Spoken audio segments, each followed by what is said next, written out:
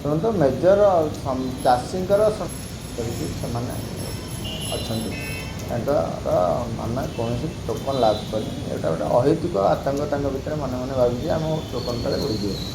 ସେଇ ସନ୍ଦେହରେ ସେମାନେ ହୁଏତ ଆଜି ଆସିଥିବେ, ନହେଲେ ଏଇଟା କିଛି ପ୍ରାକ୍ଟିକାଲି କିଛି ଡିଫିକଲ୍ଟି ନାହିଁ, କାହାର ବି କିଛି ସମସ୍ୟା ନାହିଁ। ଟୋକନ ସେମିତି ଉଡ଼ିଯାଏନି କି କିଛି କାହାର ଧାନର ବିକ୍ରିର କୌଣସି ସମସ୍ୟା ନଥାଏ।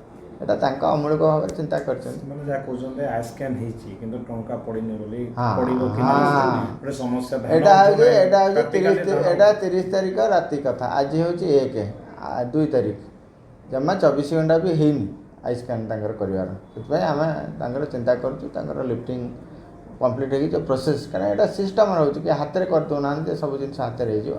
ତାଙ୍କ ଟଙ୍କା ଯଥା ସମୟରେ ଯିବ। ତାଙ୍କୁ ଅମୂଳିକ ଭାବରେ ବୋଧେ କିଏ କିଛି ଭାବିଛନ୍ତି ଯେ ଆମର କିଛି ସମସ୍ୟା ହେବ, କିନ୍ତୁ ତାଙ୍କର କିଛି ସମସ୍ୟା ନାହିଁ, ଆମର ବି କିଛି ସମସ୍ୟା ନାହିଁ। ଯେହେତୁ ଚାଷ କାମ ପୁଣି ଆରମ୍ଭ ହୋଇଗଲାଣି, ସେମାନଙ୍କର ଧାନ ପର୍ଯ୍ୟନ୍ତ ବିକ୍ରିନି, ସେଥିପାଇଁ ସେମାନଙ୍କର ମାନେ ଦୁଃଖ ବେଶୀ। ତାପରେ କ'ଣ କରିବେ?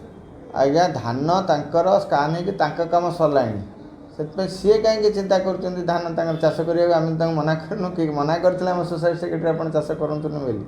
ଏଇଟାକା ମୁଁ କହିଲି ମୂଳରୁ ଯାହା କହିଲି, ସେମାନଙ୍କ ଗୋଟେ ସନ୍ଦେହ ଘେରରେ କିଏ ତାଙ୍କୁ ରଖିଛି। ସାମଗ୍ରିକ ଭାବରେ ବରଗଡ଼ ଜିଲ୍ଲାରେ ରବି ଋତୁରେ କେତେ ଧାନ କିଣା ବିକା ଏଥର ହେଲା ସାର୍? ଡିଟେଲ୍ସ ଟିକେ କଣ? ଆମର 62 ପଏଣ୍ଟ ପ୍ରାୟ 50,000 ବର୍ତ୍ତମାନ ସୁଦ୍ଧା ସିଷ୍ଟମ୍ରେ ଦେଖେଇଲାଣି। ଆଉ ସବୁ ଟୋକନ୍ ମଧ୍ୟ ଆମେ ୟୁଜ୍ କରୁଛୁ। କୌଣସି ଶେଷ ଟୋକନ୍ର କାହାର କୌଣସି ସେ ଜାଗାରେ କୌଣସି ସମସ୍ୟା ନାହିଁ। ଆଉ ବର୍ଷା ଯୋଗୁଁ ଲିଫ୍ଟିଂରେ ଲାଷ୍ଟ ମୋମେଣ୍ଟରେ ଯେଉଁ ଆରାଇଭାଲ୍ ହେଇଥିଲା ଲାଷ୍ଟ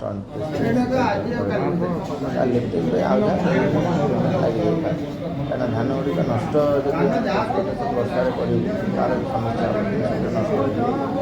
ସେଥିପାଇଁ ତାକୁ ମଧ୍ୟ ଦେଖିବାକୁ ପଡ଼ିବ, ଲୋକଙ୍କ ସୁବିଧାକୁ ଦେଖିବାକୁ ପଡ଼ିବ, ଯାହା ଟଙ୍କା ସେମାନେ ସୁବିଧା କରିବେ ସେ କଥା ମଧ୍ୟ ଦେଖିବାକୁ ପଡ଼ିବ।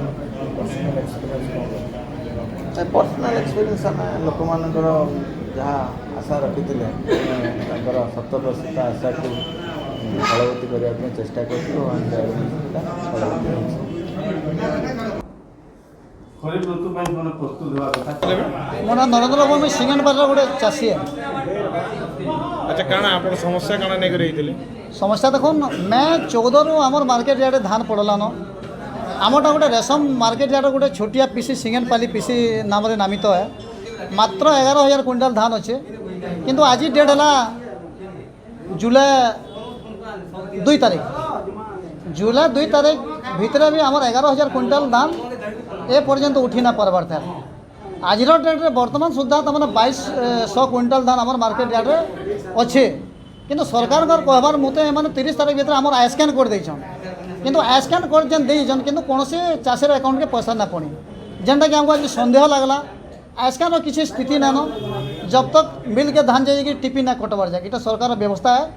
आपन से मंडी हैंडलिंग बाबद में कि जहाँ भी कहन कि जहाँ भी कस्टम मिलिंग सिस्टम में जहाँ भी कहन कि नहीं मिल नहीं हबार जाए, मिलर्स नहीं हबार जाए धान कौन सी मार्केट यार्ड ना उठवा। ये सही कथा है ना। पैक्स वाला जिते सफाई दो ना सीएसओ ऑफिस वाला जिते सफाई दो, सरकार भी जिते सफाई दो, मिल इनवल्वमेंट ना कौन सी मार्केट धान ना उठवा। आम देखलु जेहेतु आम गोटे छोटिया मार्केट यार्ड है, मात्र यहाँ लास्ट 3टा मिलर्स के मैंने टार्गेट टैग देन, जेनटा कि सागर फूड अच्छे और गीतांजलि अच्छे। 2टा मिलर्स आमर गाँव के बिल्कुल टोटाली मैंने 5 दिन लान गाड़ी ना पठाबार। और बर्तमान धान जेन अवस्था अच्छे से 2-4 दिन पर निहती क्षति हवा। और आम मार्केट रेट आम चाषी मैंने धान लोड करसूँ। और बर्तमान केनाल पैन आलान आम चाषी धान लोड करी आम कि आम पल्हा पैल पकईमु से भी आम द्वंद्व अच्छू। तो आम जिला प्रशासन के आज सीएसओ ऑफिस के आसिक अनुरोध करुँ, आज ना काली सुधा जदि धान नहीं उठवा पर दिन आम गाँव जितकी चाषी सागे सागे सब परिवार आसिक सीएसओ ऑफिस आम धारणा बसमु। यहाँ आम सामूहिक निष्पत्ति।